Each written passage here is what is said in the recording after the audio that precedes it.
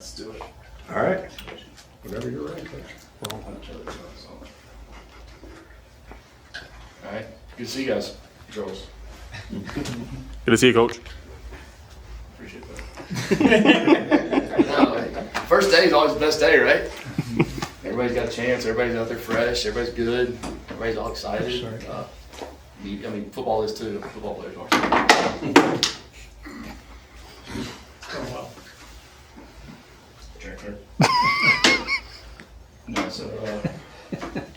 No, I appreciate you guys all coming out again. Good to see you guys. Really, first practice of the 26th season. So, appreciate you guys staying out and watching a little bit today and getting, as much as anything, what you guys ability to feel for the numbers guys are wearing. Me too. I still don't know. I need like a roster out there to see what numbers. These guys change numbers. Even the guys that have been here. So, no, I want to make sure you guys have a chance to get a feel for the guys that you're going to be reporting on all year too. I think that's important.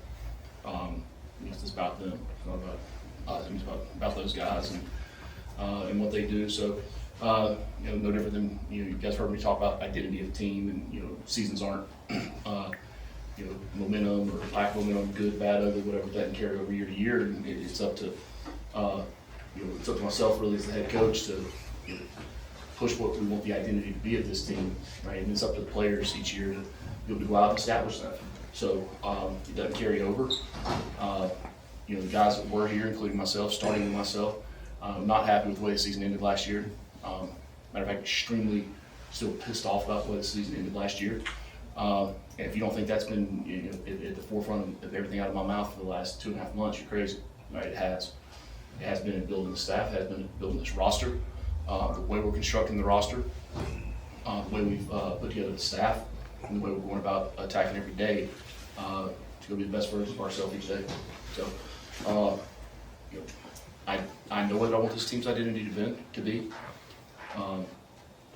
That starts with what really our 4 core values are. The toughness, discipline, commitment, and execution that we talk about all the time. All right, but I'll be damned if I sit out there again and watch on 3rd and 1. All right, or 1st and 1 5, not be able to convert a first down and get the ball in the end zone, boys. I'm just serious. All right, so not being able to stop the run. All right, the core characteristics, what I identify a tough physical football team as.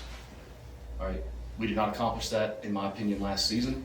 All right, and that is the mission of the 26th football season. All right, with that, any questions? Okay. Can you talk a little bit about bringing Godsey back and then Jason, 2 guys you've been in the foxhole with, so to speak? Yeah, I think you said it right there. Guys I know, guys I have experience with, guys I trust. All right, trust is a huge word. Being able to trust the guys on the field play and be able to trust the staff that you have, that's big. Those guys have experience. They have a lot of years of calling it, a lot of years of putting it together, a lot of years of managing, organizing, and putting together staffs. And I've been really pleased up to this point. Obviously on pads on the first day of practice, but the way they manage. Big Mally.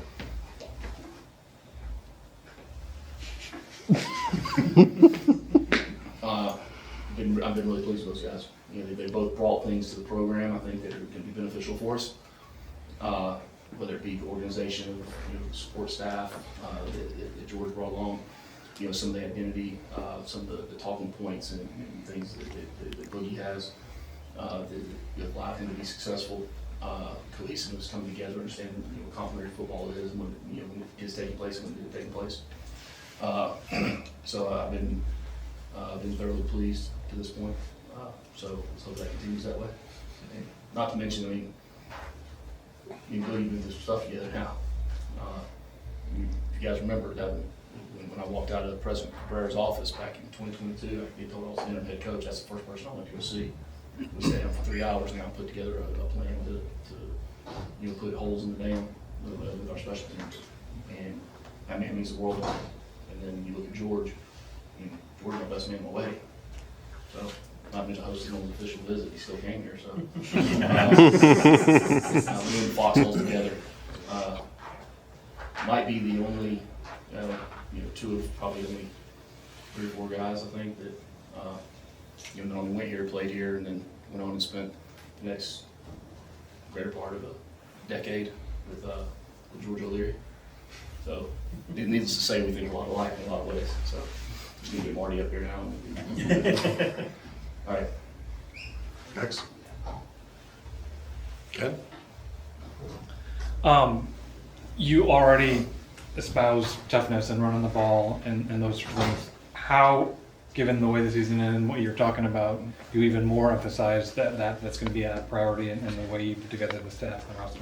Yeah, we just exactly, again, like you said, how you construct the staff, how you construct the roster, to be able to do those things. Not that they have not been emphasized. I think that's been a practice in the last 3 years knows, the emphasis of it. Right, but what's the mentality? Right, what's the mentality of putting it together Sunday through Thursday? Putting it together Sunday through Thursday. Right, what do you present? What are you leading with? Right, some of the quarterbacks, they come up, hey, we get some of the passing game installed. I think George looked at it and said, you know the man upstairs? You know Coach Key? All right, we'll do a lot of things, but sit there and do progression. 7-7 drops on first down is probably not going to be one of them. So it's mentality you lead with. It's mentality of how you put it together. It's what I want this team to be, really to be at the forefront of this football team. Right, is the line of scrimmage. Look, line of scrimmage is not just the big guys. The line of scrimmage is sideline to sideline. Receivers involved, tight ends are involved, running backs blocking the perimeter, and now in the DBs being able to disengage off blocks, get off, keep leverage on the football, make plays, and keep the ball, funneled to the pursuit. Those are all things we've got to improve on. But roster-wise, we had to get bigger. We had to get bigger, right? And I think you guys will see, look at the team, we've accomplished that, to some degree. We had to improve our, we had to improve a lot of areas on the defensive front. I think we've made progress towards doing that.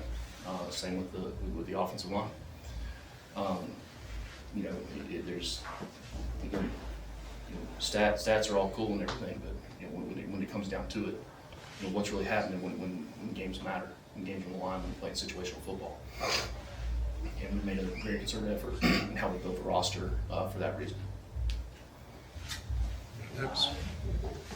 Over here, Alex and then Jarvis. Coach, this is the first year in, I think, 2 or 3 years you've got a true quarterback competition going in the spring. Just talk about the group that you've got to choose from, and how confident are you in all those, and kind of making that decision. You want to have a good idea coming out of fall, out of spring camp, or going into I hope not fall. I'm not going to sit here and live in a hypothetical world and say we're going to name somebody, practice 5 or after practice 15. But the sooner you can establish who the leader of your football team is, that is the most important position in all professional sports, all sports, at every level. So the sooner you can come out and hit your ride to them, the better. Quarterback room is going to be a competitive room. Each one of them brings something different to the table. Graham's been out and had experience. He's continuing to grow, mature, and learn the game. Grady, who was with us last year, has had a really good offseason, from a work ethic standpoint, from a leadership standpoint. Really been really pleased with Cole coming in as a true freshman. Like any true freshman quarterback, it's a lot for him to grasp right now. Ben Guthrie's just been so solid for us as a guy that came in 4 years ago and done so much for the program.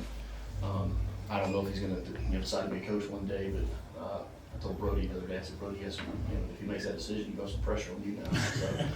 So, and then Berto coming in and is, again, coming from a championship team,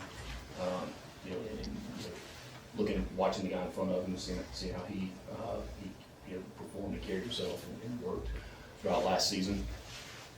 He comes in, he's the first one in the building every morning. He goes to class, and then he's back in the building. He's the last one to leave. And that's Saturday, Sunday. He's here all day. Just the ultimate ball junkie, and that's what you want that position. It's what you have to. It's what you have to have if you're going to be successful. Jarvis. Coach, you're talking about having the ability to be able to stop the run. How important for with all the new faces coming in at defense out of the defense end spot? How's it important for those guys to really establish themselves in the spring so you can be able to do that? Yeah, I've never seen a team be able to stop the run without D-linemen. So I think we were pretty good proof of that last year. We had some players that it made some good plays for us. And last year we did. That depth goes quickly, especially when we play a bunch of guys. I guess it's just some of the tweaks we've made schematically. A lot of things we've simplified. Big time on the defensive side of the football, so those guys can play and play fundamental football. Look, all schemes are player driven. Right? I say that a lot. Right?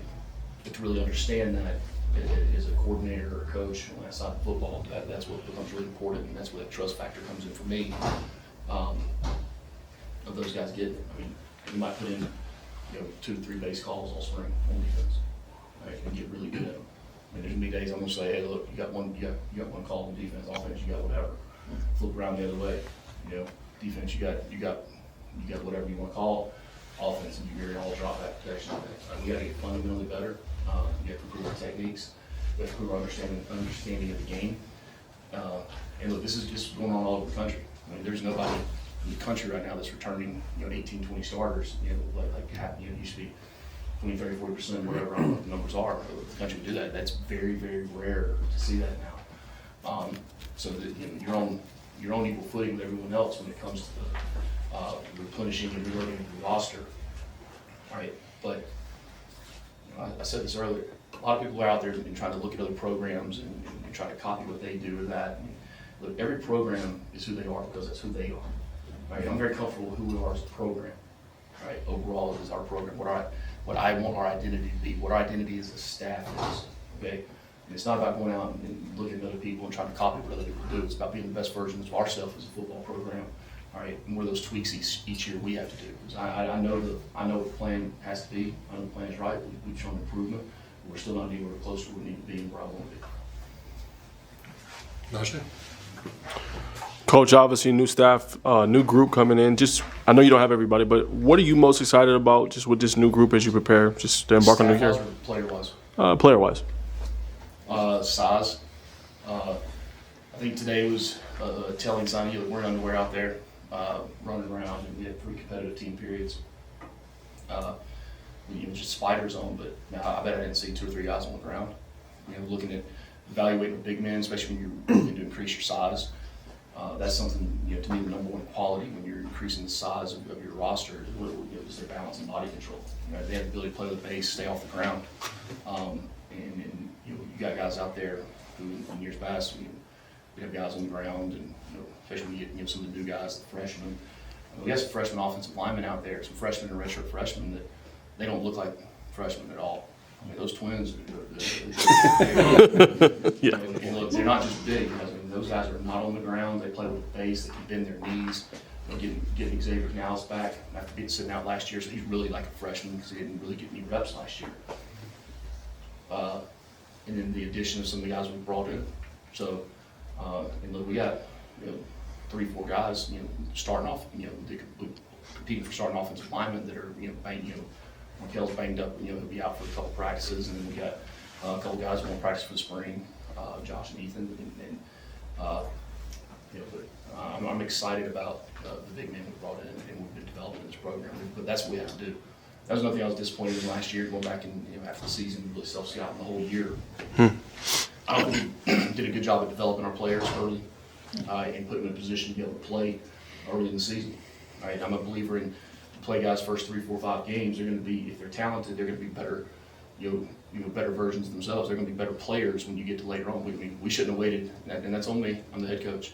All right, but we shouldn't have waited to the Georgia game to play Phoenixville. Right, so we got to do a better job of developing guys 2 months ago, every single day. That's some of the things I think the new guys and staff have really brought in. They've had experience developing players. Some of the things George has brought from the NFL in that mindset, especially in a free agent market that we're in now in college football, to bring experience from that level and how they develop guys quickly in their system. There's all been things that have been added bonuses that we've been looking to accelerate the development of our players. You look at Christian Garrett out there today. I mean, Christian had some production early in the season and kind of tailed off a little bit as he didn't play as much until the last game. And look, it's not all. I mean, it's on the players too. It's not just it's not. I'm not saying it's the coach. I'm saying it's everybody. It's everybody that walks through these doors. We've got to put a better effort into developing that, and that's the mindset we put into guys. You know, we took everything that we normally start in June, all the leadership, character building, mindset stuff that we normally start June 1, we moved every bit of that up, and AP started all of that in January this year. Wow. All right, so we moved everything up 6 months, all right, this year. So I think we've got a lot more cohesive football team right now. And another big thing that's not talked about a lot is this is the football team we're going to have for the 26th season. There is no portal in the spring, all right? And yeah, every coach is saying, man, it's so great to coach them, but look at it from a player standpoint. There's no, maybe I'll jump ship. Maybe there's this. There is none of that. So you have full, complete buy-in on the football team right now, right? And you have to have that to have a successful season. We'll go Reggie, and then we'll come back over here to Luke, and then come back to Sam. Obviously, Coach, no Haynes King out there, which was a little weird for us watching. He was out there. Wasn't he? Yeah. Yeah. He was just wasn't in uniform. But I'm curious, without him on this roster, how does it kind of change how you guys kind of attack offense? We have no Keelan Rutledge, we have no JJ Vandenberg, we have no Martin Harvey, no CP, Omar. There's a lot of guys we don't have. That's football. You know, be your feet are.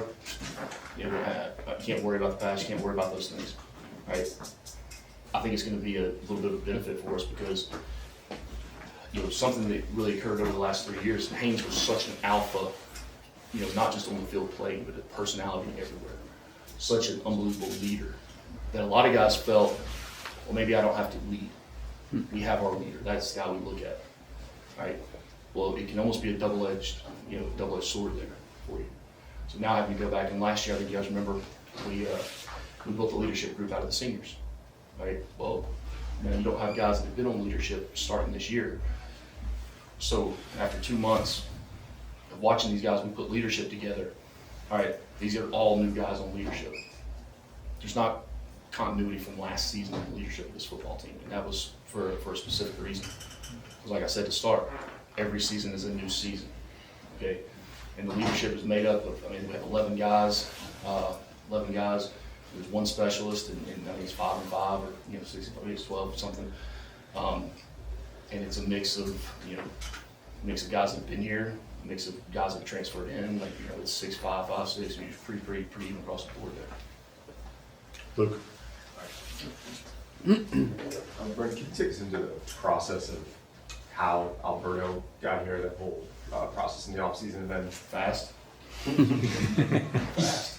I mean, national championship game was on Monday, and you won that thing, and he gets in the portal after the game, and they contact, and we were first off, and we closed it up there.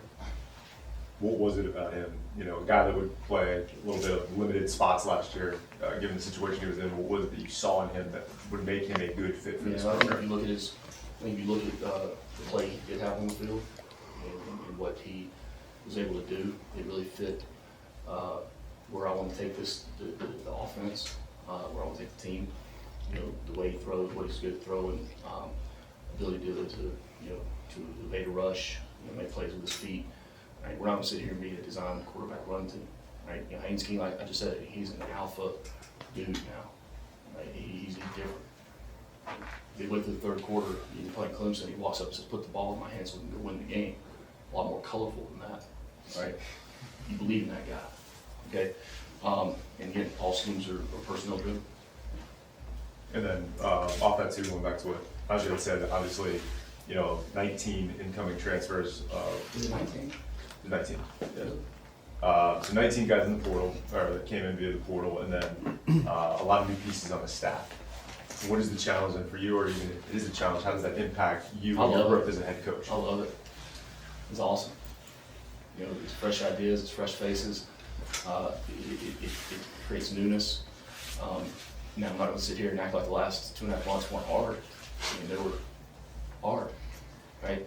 But then when you come out on the backside of it, we still got a couple pieces that we're adding. We brought so far 6 or 7 new guys in the recruiting department. We have four more to go there. We're taking our time with it. I've taken my time with the whole staff together. It's about the right fit. About the right fit for here. About the right fit for this team, right? Not anybody else. And I'll leave it with this. You lot rather hit that hard reset after a good year than after a really poor year. Sam? Yeah, Coach, I got a quick question I want to ask you. Guardian caps. Yes, just your thoughts about how it is improved. Your thoughts about it? Yeah, so everything that we do from the player health and safety standpoint is driven from the training room and the doctors, okay? If it comes into equipment, then obviously we involve the equipment staff. I ain't real smart, right? I got smart people around me, but everything we do is how to increase player availability and player safety, okay? And you can go through and look at different studies that say this and that, and you dig in a little deeper and see who's driving those studies, right? Okay, but at the end of the day, the National Football League, right, is in my opinion the greatest sports organization in the world. Right? People can disagree, I don't really care. Okay? They were. That's about all the scientific research I need. Right? If you prevent one concussion because you're doing it, then it's worth whatever dollar you have to pay for it. Right? I'm all for them. If they make the players feel more comfortable, I know it makes me feel more comfortable. Now, it takes a little getting used to the sound of practice. Because 2 years ago when we first started wearing those things, it's like, it doesn't sound like practice sounds, So you got to get used to that a little bit as a coach. But like I said, if it prevents one thing from head trauma or head injury, then it's well worth it. But in my personal opinion, I believe, and again, the data backs it up out of the training room, right? It's proven a lot more than this one.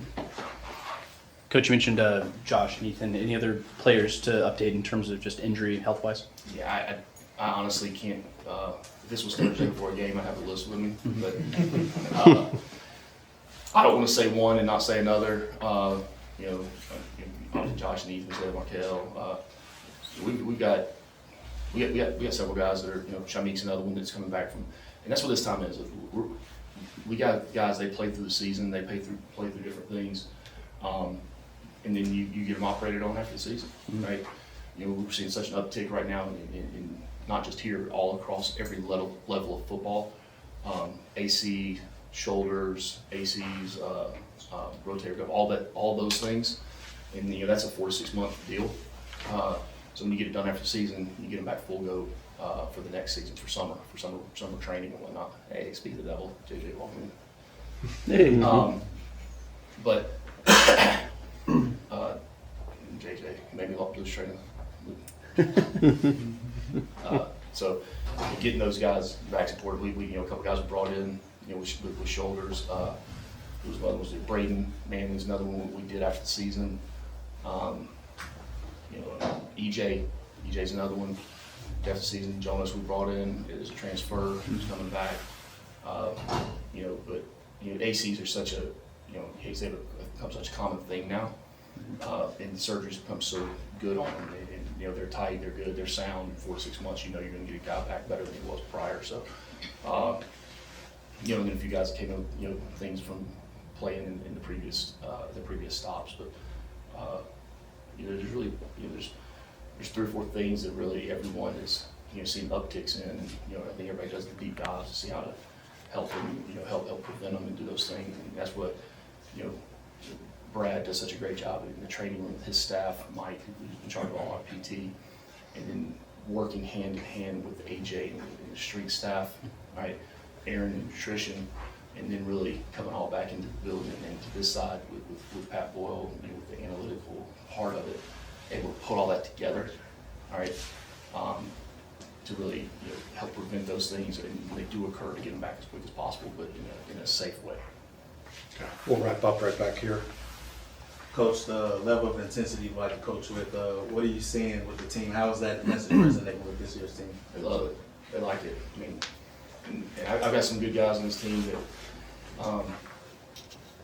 we had a training session a couple weeks ago, and we did a whole walkthrough, and we did a whole session of drills and work in 8 stations, 4 stations. And we're running curves, and we know what curve is, and real play days, and those aren't any fun. We get about 7th one, and they're just laughing. They're smiling. I'm like, and one guy takes their shirt off, the whole team takes their shirt off. Just some buy-in, little things you see like that, right? You know, a couple guys come up and say, you know, the last 2 months been the best better than the last 2 years they had at another school. You know, those are all really positive things, especially when you coach the way we coach, the way we run the program. You know, there's no shortcuts, and you got to have a special type of guy that wants that wants to be coached hard, that wants to be held to a certain standard, right? But those are also the guys that excel in this game. All right.